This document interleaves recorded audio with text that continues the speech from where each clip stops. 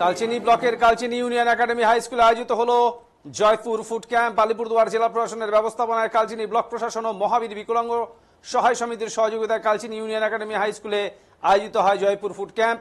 এদিনের শিবিরে বিশেষ চাহিদা সম্পন্ন মানুষের কৃত্রিম অঙ্গ প্রতিস্থাপন করা হয়। এছাড়া প্রচুর বিশেষ চাহিদা সম্পন্ন মানুষকে হুইল চেয়ার ও যাবতীয় জিনিসপত্র দেওয়া হয়। এদিন শিবিরে উপস্থিত ছিলেন কালচিনির বিডিও মিঠুন মজুমদার সহ ব্লক প্রশাসনের একাধিক আধিকারিক। বিডিও জানান, বিশেষ চাহিদা সম্পন্ন মানুষদের সহযোগিতার জন্য এই বিশেষ উদ্যোগ নেওয়া হয়েছে।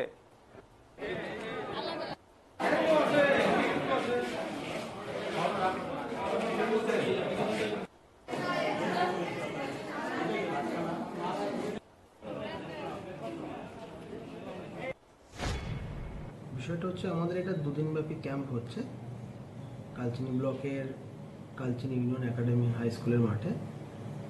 এটা মূলত প্রস্থেটিক এইড ক্যাম্প, অর্থাৎ যে সমস্ত বিকলাঙ্গ মানুষ আছেন, বিভিন্ন টাইপের যারা ডিসএবিলিটিতে ভুগছেন, কারোর হিয়ারিং এইড দরকার, কারোর নকল হাত দরকার, নকল পা দরকার, এই টাইপের যে বিভিন্ন সমস্যাগুলো আছে, কারো হুইল চেয়ার দরকার, ট্রাইসাইকেল দরকার, এই সমস্ত মানুষগুলোকে আমরা ব্লকের বিভিন্ন প্রান্ত থেকে প্রধান সাহেব, প্রধান ম্যাডামদের সহায়তায় গাড়িতে করে তাদের বাড়ির লোকের সাথে জিপির স্টাফকে দিয়ে আমরা প্রত্যেকটা বাড়িতে বাড়িতে আমরা সার্ভে করেছি।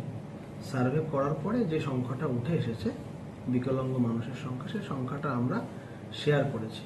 শেয়ার করার পর জিনিসগুলো, মেটেরিয়ালসটা প্রোভাইড করছে মূলত জয়পুর বেস্ট একটা এনজিও আছে, ভগবান মহাবীর বিকলাঙ্গ সহায়তা সমিতি।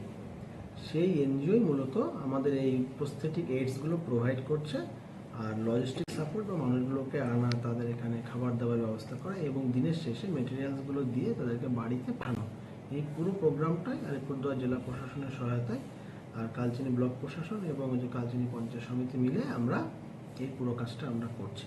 তো কালকে আর আজকে দুদিন আমাদের ক্যাম্পটা হচ্ছে, আজকেই শেষ হয়ে গেল। কালকে আমরা 150 জনকে আমরা বেনিফিশিয়ারিকে আমরা বেনিফিট করতে পেরেছি।